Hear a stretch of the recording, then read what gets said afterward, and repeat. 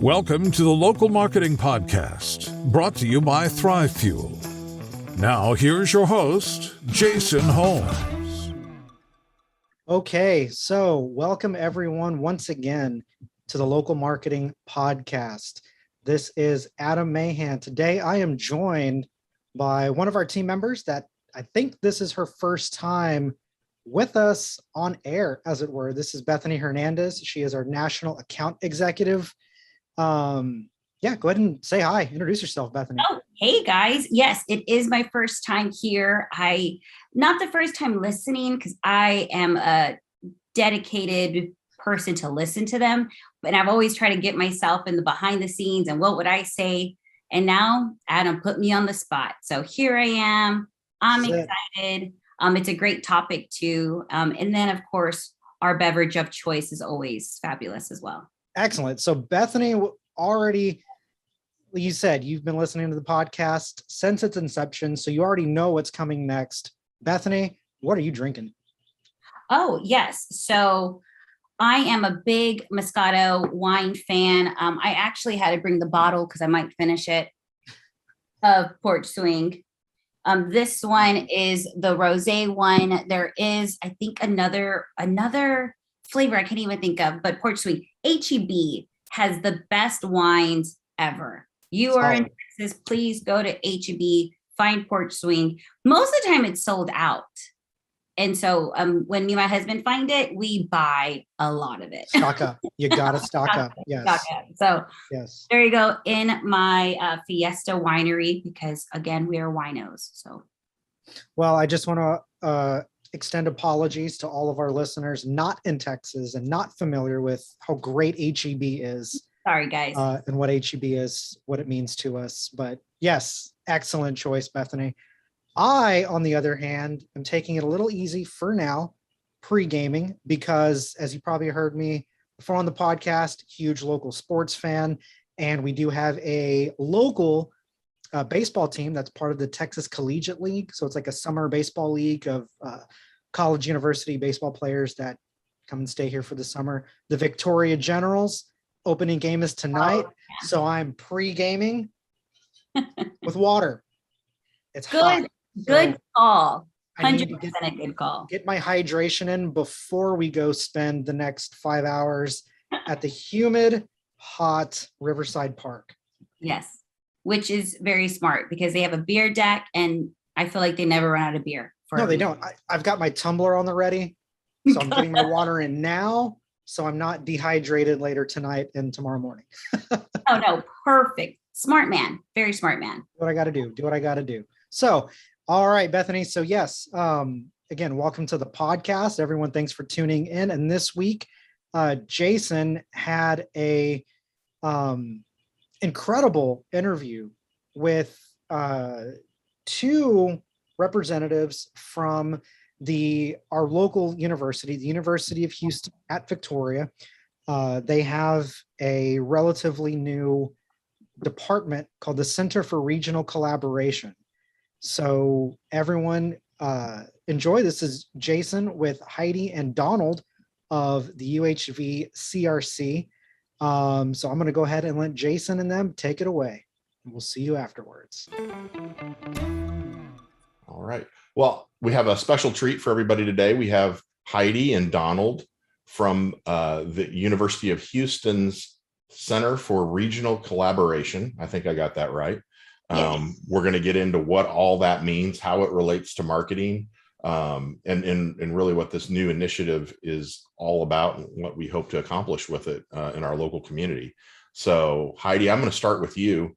Okay. Tell me a little bit about your background, how you became connected to this effort and what, you're really looking forward to over the next year or so. I grew up in a small rural town in Michigan. So rural communities have my heart. I know what the struggles are. I know what they thrive to be. And I moved out of the hometown right after graduation of high school and moved to Victoria, Texas. And I've done quite a bit of touring of Victoria, Texas. I started out as a waitress and then I moved to a the local bank, and then I moved to the veterinarian field. I was a vet tech for 8 years. And then art was not in the veterinary world, but I knew I wanted to help people. And so I found the job at the University of Houston, Victoria, and here I am. Awesome. Well, tell me, what town was that in Michigan? What's that near? It's from Sanford. It's the closest city is going to be Midland. So you're about 3 hours north of Detroit. Okay. Oh, okay. So you're up there a little bit, not the Upper Peninsula or anything, but No, I'm not from the far. UP. Yeah. No. So that's interesting. I actually moved about 12 years ago to Texas from Ohio. I didn't grow up in Oh, Ohio, but I goodness. was in Ohio. We're not supposed to be friends. I know. Well, I wasn't a big Ohio State fan, so it's not a big deal, but Youngstown, Ohio, so not too far from Michigan, been to Michigan quite a bit. And it was quite a culture shock, weather shock, especially moving down to Victoria, Texas, and now in Absolutely. Corpus. But that's pretty interesting. What year did you move to Texas? In 2005. Okay, so you've been here a good I long time. graduated in 2004 and I moved here in 05. Okay, yeah. So you probably still see all your friends' Facebook posts and Instagram posts with all the snow and everything. Yes. It actually, I think My whole family's up there, so I get pictures all the time. yeah, I mean they just had a snowstorm like yesterday. So that's part of what I don't miss. But I think the quote is wasn't born in Texas, but got here as fast as I could. So Absolutely. it's kind of the same way.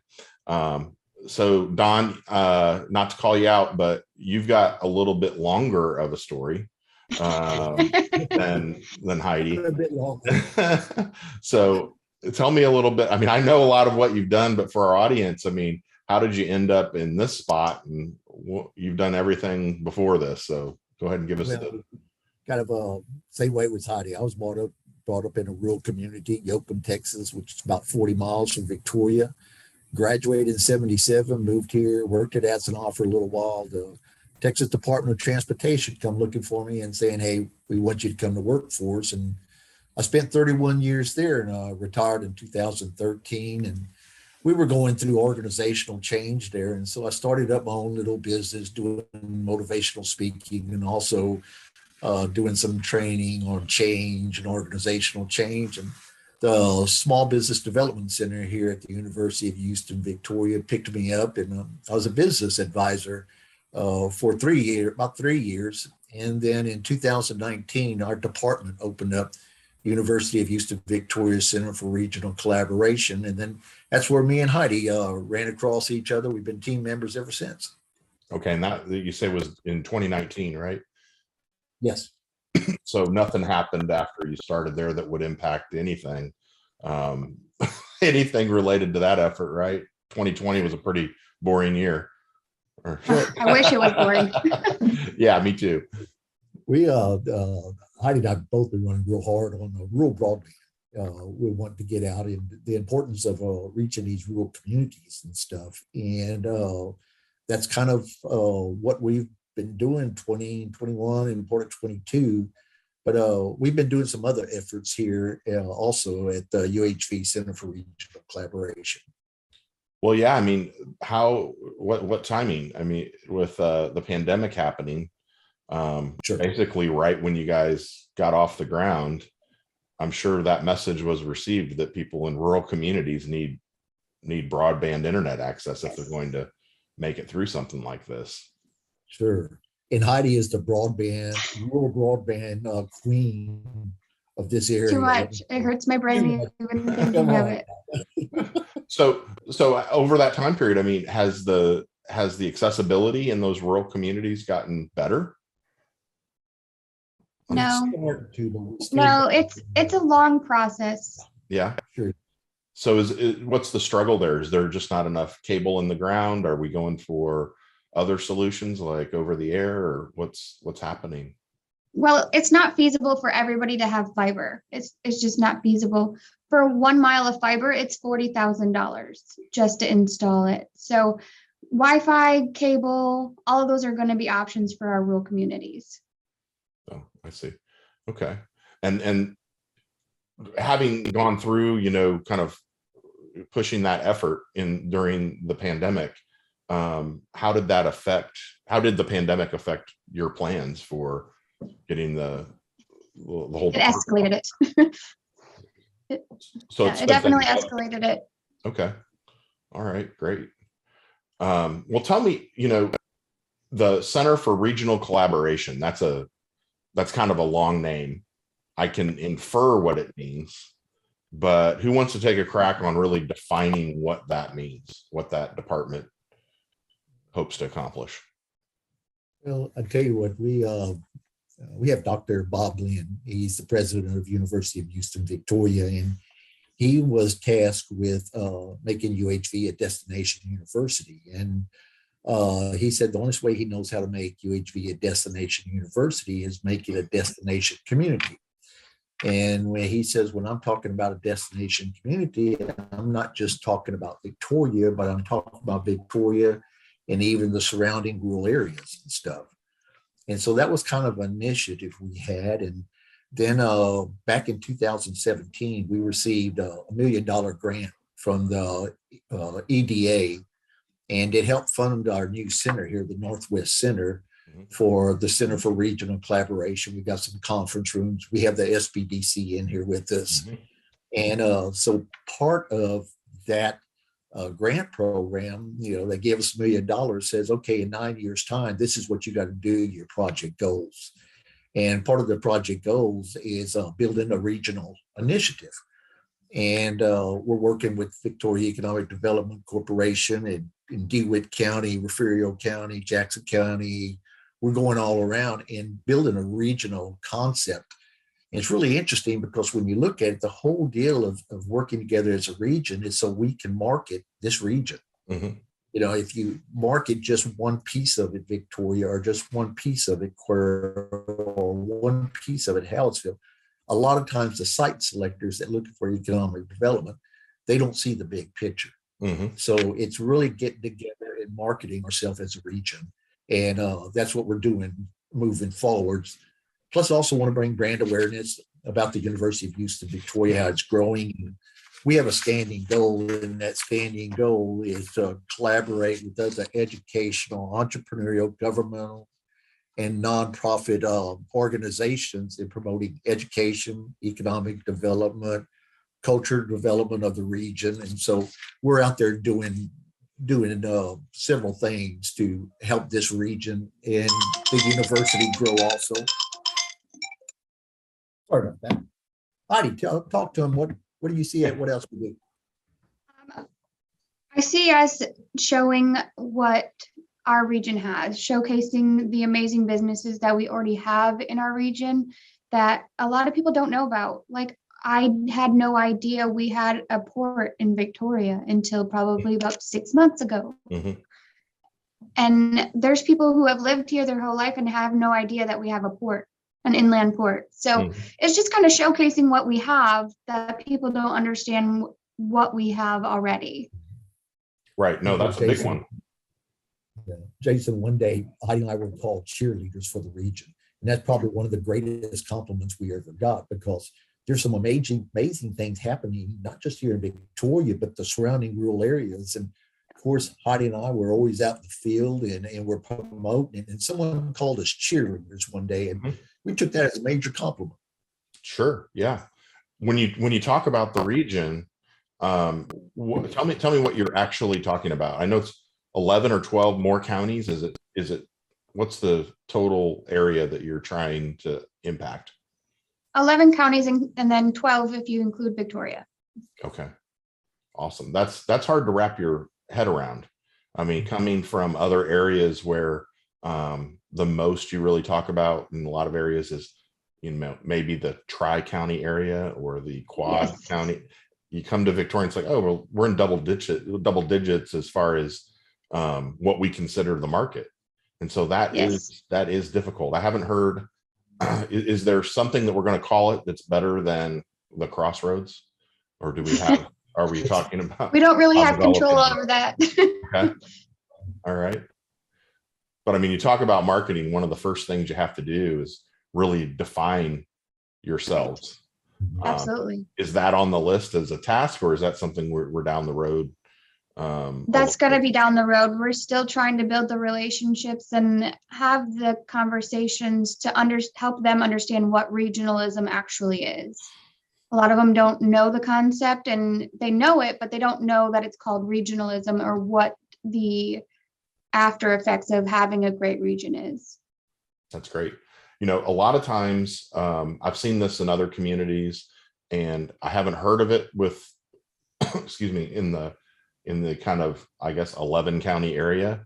But when you get into other markets, usually you've got a city that's aging, you've got suburbs that are newer, that a lot of the growth is happening in, kind of like what you call downtown Victoria versus maybe Victoria North, but then expand that out. But generally what happens is the city provides a lot of resources to the outlying communities that the outlying communities benefit from, but don't necessarily want to pay for or want to contribute to. Do we have that same kind of an issue, or is it just so disconnected that it's not even a political issue that way? We're starting to see it both ways. A lot of times it was looked at, okay, Victoria has, the roads, the streets, the resources, and the rural communities was out there. And what we're starting to be a change of a mindset now, looking at these rural communities, that they're our customers. Mm-hmm. They come into Victoria, they do shopping, they stay in our hospitals, they go to our entertainment, that they're customers of ours. So we're having to, it's like almost a change of the way we look at it, the perception, instead of just looking at it that it's Victoria and we have all these resources. Now we're starting to look at these rural areas that are customers. And when you really get out in these rural areas, there's some major corporations that's out there,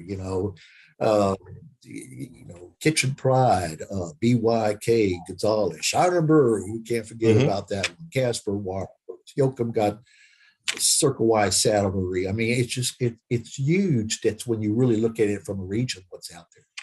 Mm-hmm. And then when you get out kind of in those outskirts, depending on which direction you're going, isn't there kind of a question as to whether or not they're more of a customer of Victoria versus Houston, or more of a customer of Victoria versus San Antonio or something? Being so centrally located, you get about an hour out, you're still in that region, right? And you're sharing those customers with the other metros. Sure, they go into those other metro areas, but one thing when it comes down to economic development, what they look at is if they're on the outskirts, say Refugio, that area there, a lot of times Corpus and them, they like to focus on the Corpus area right there. Right. So Refugio is very rural, so they want to tie to Victoria. We even see that in other communities, it's buttoned up against the major metropolitan areas. They might go there for shopping and stuff, but when it comes down to economic development, they still got that rural feel to it, and so they attach themselves to Victoria. Right, whereas Corpus might be all petrochemical or industrial versus Victoria being a center for rural, types of products and things like that. Yeah, exactly. Okay. Well, tell me, what's the day in the life for you, Heidi or Don? What do you hope to accomplish each week, and do you feel like you're making progress, or what can area businesses and companies do to help? Heidi, I wanted to take off with that. A prime example, kind of a run-on question. It's a run-on question. So, yeah. My day, I have a lot of emails. I do a lot of research, especially with our summit coming up. I'm trying to I had to come up with some questions for the broadband panel. And my thing with that was I can't think, because I know way too much about broadband, more than I ever thought I ever would. And I have to remember that not everybody knows what I know about broadband. And so I need to ask questions that are going to feed both types of people that understand broadband and those that don't. And those that don't are the ones that I really want to reach, so they know how important it is. So I do a lot of research on what we're working on. I've been doing some research on STEAM programs for our rural libraries to host and possibly have UHV students host those camps 1 week in each community during the summer. So we can get our students into the communities. And then on top of that, it also brings awareness about UHV to these communities. Other than that, I run the Facebook page. We have a Facebook page that's UHV-CRC. We have a LinkedIn page that is also UHV-CRC, and just kind of keeping up with everything. Okay. Oh, and I also do the admin stuff. Gotcha. Is there an email list or anything like that people can join, or is that coming? Or email me or message me on Facebook or LinkedIn. My email is shook@uhv.edu. We have a newsletter that goes out monthly, just kind of updating on what we did the previous month and keeping everybody in the know of what we're doing and what we find out in the communities. Okay, sounds great. Don, I'm guessing that having been with SBDC for a while, also the transportation, before that, with your experience in transportation and really across the state, the connections that you have, Sure. I'm sure that's helping get things off the ground. But how can the community help this effort?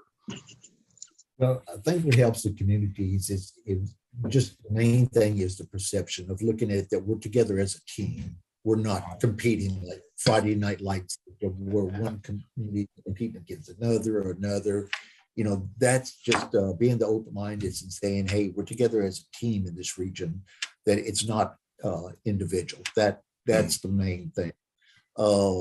We also, Heidi talked about the Facebook page, UHV-CRC. That's a major tool for people. If you want to know what's going on in this region, like these rural communities and stuff, there's all kind of festivals and this here. You go to that page and Heidi keeps up with it regularly too.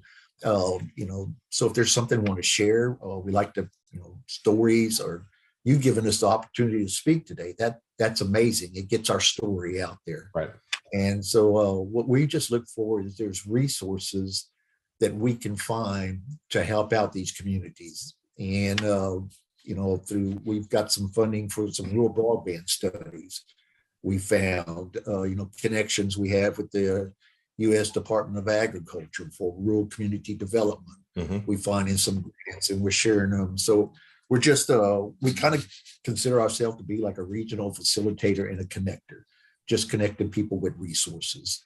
So as we're out and about the community, just also want to bring awareness to UHV and what it's doing for, not just for Victoria, but for this region. This university is growing tremendously. And of course that helps as an economic development impact also. Awesome. So with the university growing, I mean, is that coming mainly from people within that region? Are we seeing folks importing themselves from outside, or where's the growth coming from? Yeah, the growth is coming from kind of a combination of two. Just when Dr. Bob Glenn came on, he looked at it as this is a regional university. And so we're really going out in these areas and we're having people realize and say, thank goodness UHV is there, because I can send my child there. I don't have to send them off to college. It's way cheaper, than going to A&M or other places. Nothing wrong with those schools. It's just the cost of. No, it's a value, right? At home. Yeah. Sure value. And also we're getting a lot coming from San Antonio and Houston coming into this area. We have a huge international program here at UHV. Of course, we got a campus in Katy, and then we got the mothership campus here in Victoria. Mm-hmm. But we have international students from 45 different countries. And that's a huge impact. We just got finished with the UHV International Festival. It's an annual event. And it's really great because it brings the international to Victoria for people that maybe didn't get a chance to go out to those international countries and stuff. So it's things like that that's going on that's really fascinating. Right. Wow, that's awesome. Getting involved with it, starting the way that you did in 2019 before the pandemic, and I'm sure, best laid plans get changed. What has surprised each one of you the most about getting started in something like this? That's a good question. Let me think about it. How do you go? What surprised me is how many people outside of Victoria were willing to help us. We've met people from all over the state of Texas that have been nothing but a resource for us and a resource for our communities. That surprised me the most. I wasn't expecting that to happen, and that happened because of our connections through broadband. If it wasn't for broadband during the pandemic, we wouldn't have many of the connections that we have. That's great. Mine would be thinking about, and that was a good question you asked. Of course, with the Department of Transportation, we was regional. SBDC was regional. But when we really got out in the communities and start talking to the people in the communities, how much that one community didn't know about the other community. They might have been neighbors side by side and they weren't for sure, what companies was there, what festivals or what direction or purpose or whatever. And it's really fascinating when you look at all these communities together, they all got common issues, common challenges they're trying to come up with and stuff. So, once we start connecting those dots and connecting those people, they realize that, hey, I'm not alone in this by myself. There's somebody else is experiencing the same problems and can I tap into their resources too. So it's just, I guess, the biggest surprise to me how disconnected we were as a region and how it's now coming together. No, you get really siloed. I mean, that is something, and you've got, happens within companies that are small. And as they get bigger, they get more siloed. And as a region gets bigger, it gets more siloed. And I think some of the issues, you have different forms of government in different communities. So, you might have a mayor with a city council versus a city manager or a village, or all these different things. And so they operate differently. So it's probably, it doesn't always seem straightforward to have partnerships and utilize each other's resources. Sure. From what I understand, in this current effort, really, it's just the two of you, right? You guys are the founders of this, essentially. What do you expect this collaboration effort to look like 5 years from now? Or what do you hope they're going to look like? We have one more team member. He's a community development specialist. Also, his name is Bob Hoover. Works part time with us and stuff. So it's I guess me and Heidi and then Bob. And I guess what we would like to see about 5 years from now is how it is more connected. How one county can help another county. Right now, working with the Jonas Titus, he's the head over the Victoria Economic Development Corporation, and he's doing that now. Him and Raquel Garza is a specialist with the Victoria Economic Development Corporation, and they're going out into these communities and they're talking to them, and we're going along with them, and they're working projects in Calhoun County, not just in Victoria County. They're looking at what other counties they could work with too. So, just want to see the better relationships and the working together as a team. I think that will improve over time, and that's what I would like to see and see us flourish. Because, God, in this region, there's so many things to do, so many neat things going on, and we just want to get the word out about it and be recognized. Awesome. How about you, Heidi? Anything to add to that? I just want the communities to not be afraid to ask the community next to them for help. I want them to partner together. I want them to have hard conversations together. I don't want them to feel like they have to do it alone. Oh, that's great. I think that's something that has been sorely missed between, especially these small communities, and then a center like Victoria. It makes sense. I mean, if a new business is coming in and they're bringing thousands of jobs, it really doesn't matter if it's in, Victoria or Cuero or Edna or the whole region. So that's wonderful that you guys are heading this up. Is there anything else that you'd like our audience to know about that I haven't asked you, or anything else that we need to touch on that you think that makes sense from this perspective? Or really what you're talking about is is really marketing the whole communities together. So it is local marketing. Absolutely. Yeah. But is there anything else that you'd like to make sure gets mentioned? Reach out if they need help. We're here to be a resource. I hope that they feel comfortable even stopping us just to say hi. Great. You know, there's something else that's happening. It's not happening at a rapid pace or a change or whatever, but we're starting to see more of the younger generation coming in to our area. A lot of them are returning home, and a lot of them just have lived in Houston and says, hey, I don't want to fight the traffic. I want to live in Victoria. I can work remotely. I can live in Shiner, work remotely from Austin to Austin and this here. And, you know, just prime example, like you and Heidi, you know, I came from within this region. Y'all are coming from outside that region in here, and it's bringing that diversified thought process. And that's what it's going to take to change the area. There again, just the working together with team and new ideas. And some of the things like Jesus Garza and his team's doing, you know, for Victoria is, you know, the downtown area.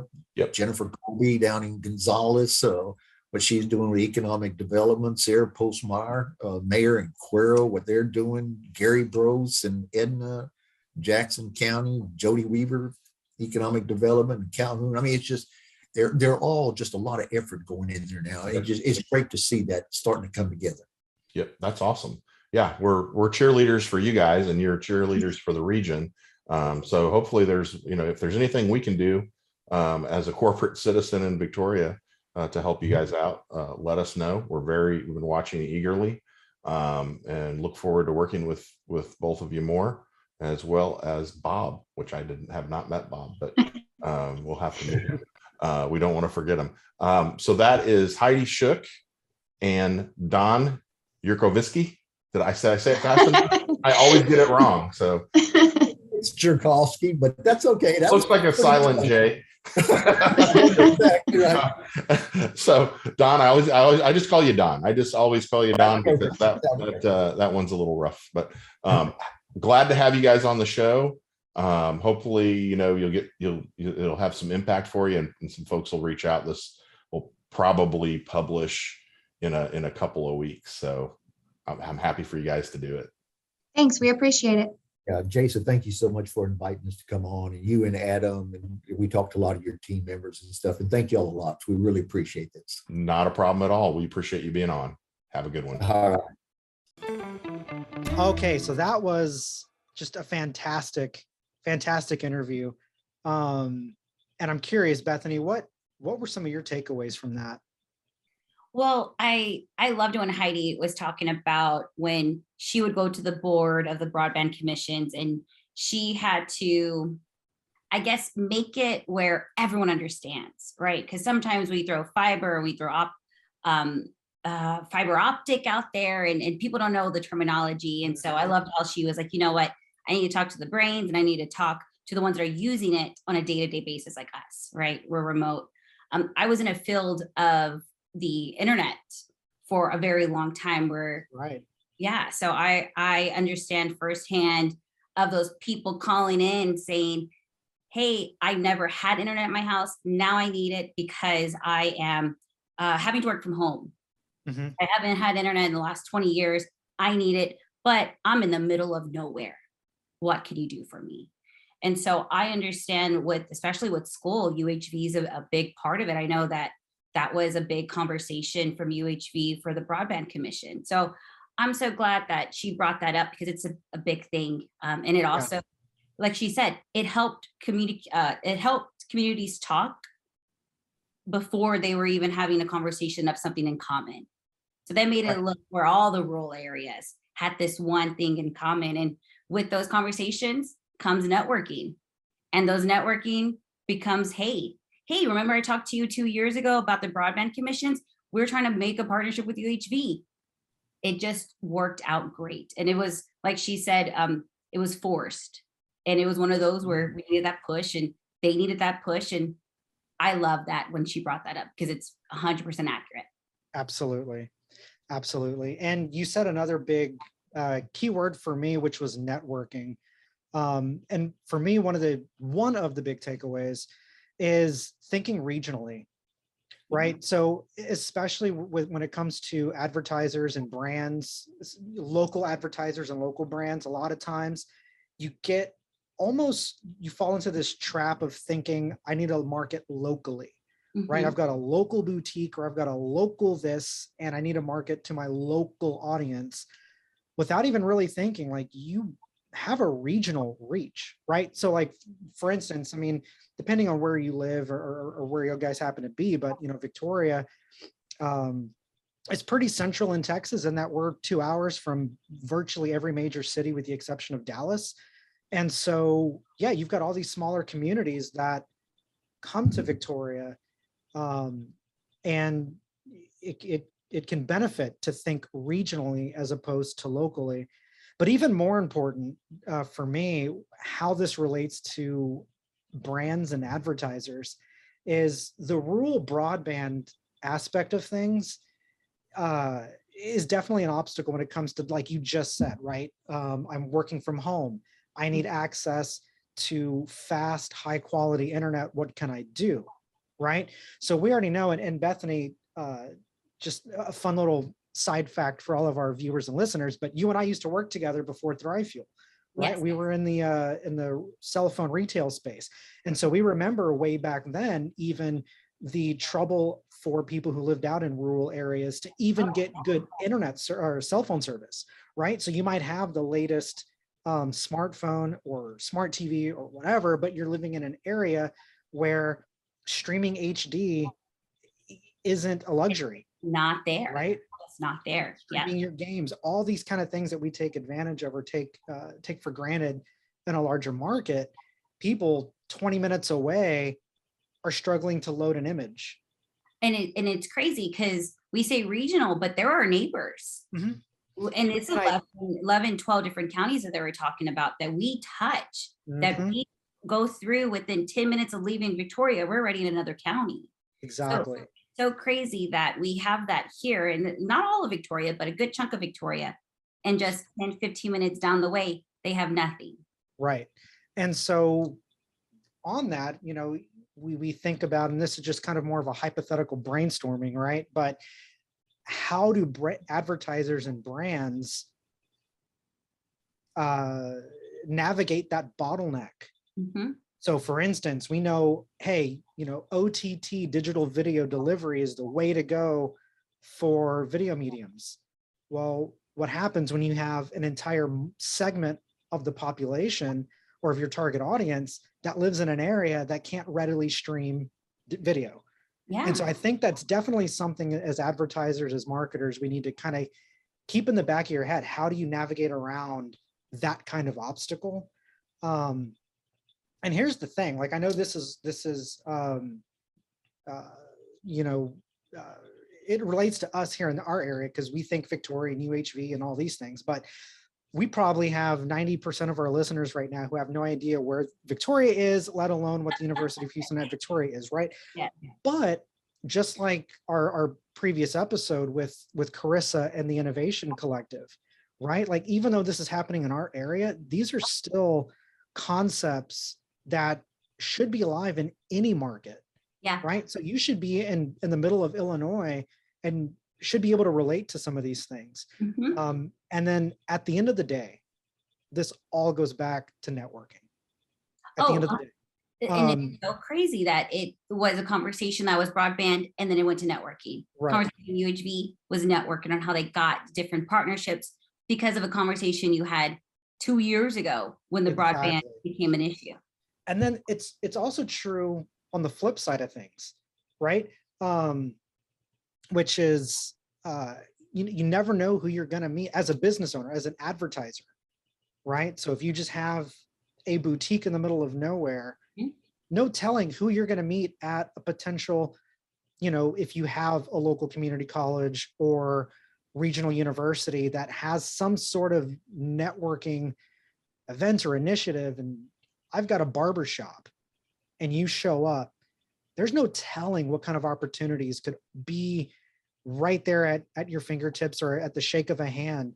So for me, that's the big takeaway. Regardless of your industry, regardless of your brand or what it is that you do, never, ever, don't neglect the opportunities that are in your area. Don't overlook those types of organizations. Well, like you said, the Innovative Collective. When I went to a lot of those events, initially when they first started, that's where I met Donald. And I introduced myself as, hey, I was at that time, I was with the internet provider.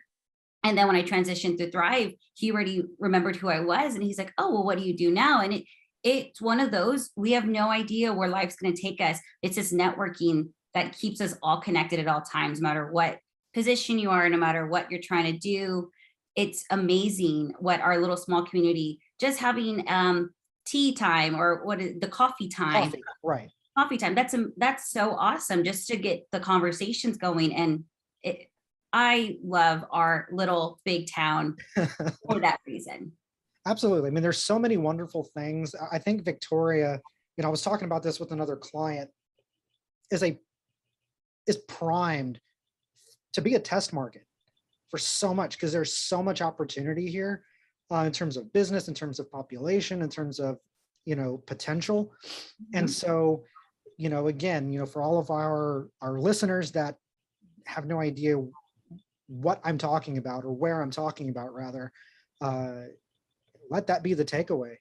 Seek out those types of initiatives, those types of organizations, because specifically with regards to rural broadband, I mean, we know this is an issue. I mean, this, if I'm not mistaken, at the last presidential State of the Union address, I mean, this was a massive talking point, right? It was a huge topic. So I know this isn't a problem or an issue that's unique to South Texas. This is unique everywhere in the United States that's not a major city.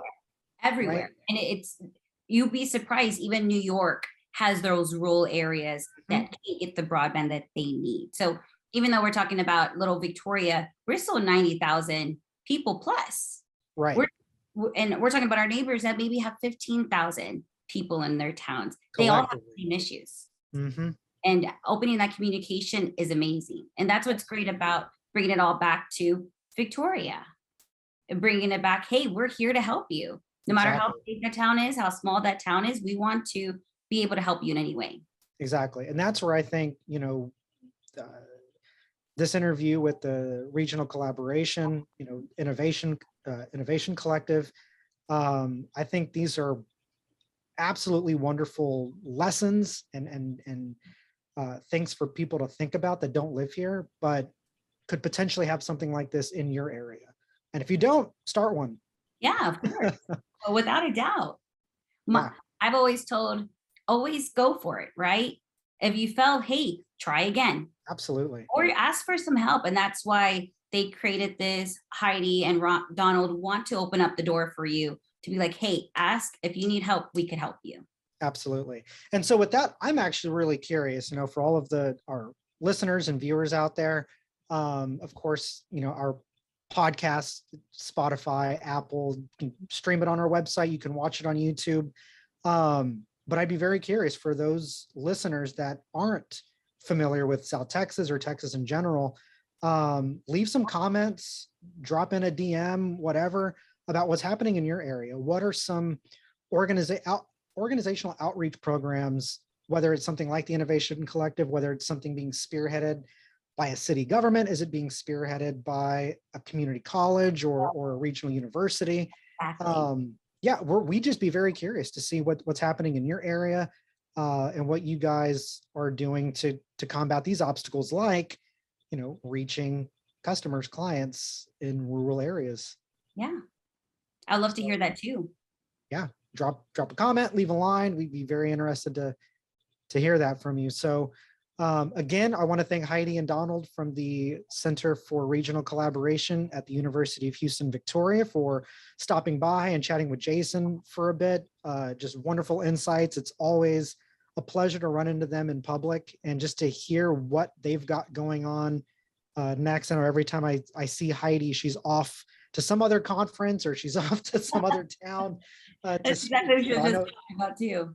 Yeah, I ran into her at a coffee shop and she was running out with a carrying case full of coffee drinks. It's always going. So with that, Thanks again for tuning in, and we will see you all next time.